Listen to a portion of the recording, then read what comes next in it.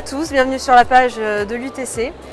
Alors aujourd'hui nous sommes au forum étudiant entreprise Comutech et nous sommes avec S2I. Est-ce que vous voulez vous présenter s'il vous plaît? Alors oui, moi c'est Fabiana, je suis responsable des relations écoles et du recrutement des stagiaires pour S2I Île-de-France. Donc je vais vous parler un petit peu de S2I si vous voulez. Donc S2I est une société de services numériques qui a été créée il y a 40 ans par un ingénieur. On a une implantation qui est vraiment internationale. On est aussi très bien implanté en France puisqu'on est 4000 et 1500 en Île-de-France. On va travailler aujourd'hui à la fois sur les nouvelles technologies IT, mais également sur tout ce qui est système embarqué, dans des secteurs qui sont très variés, que ce soit les télécoms, le domaine banque et assurance, l'aérospace défense, ou encore l'énergie, transport et retail.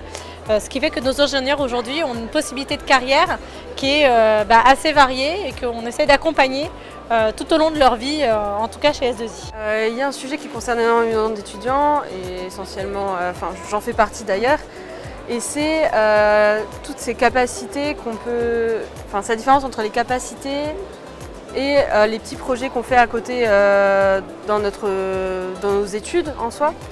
Et je voulais savoir, niveau savoir-faire ou savoir-être, qu'est-ce que vous privilégiez un petit peu plus, notamment pour les questions de stagiaires ou de jeunes diplômés? Alors c'est vrai que S2I, on a une particularité, notre culture d'entreprise, c'est le fun-ingénieur. Donc fun-ingénieur, donc il y a bien le mot ingénieur dedans, donc la personne qui va réaliser et concevoir les projets, mais pas que. En fait, pour nous, notamment encore plus les stagiaires et les jeunes diplômés, on recherche effectivement un savoir-faire, il y a des compétences techniques et managériales qui sont importantes, mais c'est surtout, avant tout, un savoir-être. Et on a vraiment ce souci de la personnalité, des soft skills qu'il faut développer.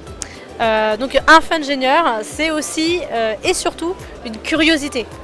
Aller plus loin que ce qu'on apprend à l'école, aller plus loin que ce qu'on voit dans les cours, c'est vraiment se renseigner, faire de la veille technologique, être proactif, proposer des choses.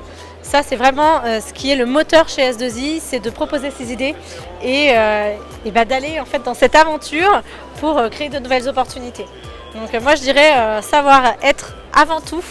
C'est ce qui va faire la différence aujourd'hui entre deux étudiants et avoir cette curiosité, cette agilité d'esprit pour se sentir à l'aise dans l'entreprise. Ça c'est un bien-être au travail, mais c'est aussi un bien-être intellectuel de savoir qu'on peut se développer au sein d'une entreprise. Bien, merci beaucoup. Alors une autre question aussi, c'est comment vous arrivez à repérer ces futurs fun-ingénieurs justement au niveau du CV, au niveau de l'entretien qui doit être très important chez vous, j'imagine? Oui. Alors c'est vrai qu'au niveau du CV, un CV c'est vrai qu'on rencontre, le mieux c'est toujours quand on discute, mais c'est vrai qu'on va être attentif parfois à des projets qu'ils ont portés ou sur lesquels ils ont travaillé, que ce soit même en domaine associatif. Qu'ils aient travaillé dans des juniors entreprises ou sur des associations à visée plus caritative. Il y a également les hobbies. Excusez-moi. Donc sur les hobbies, effectivement, il y a des étudiants qui vont mettre leur passion et c'est vrai que ça va pouvoir créer aussi une conversation où on va rentrer un peu plus dans le feeling et c'est un point qu'on va développer en entretien. Mais ce qui se passe en entretien, c'est vraiment...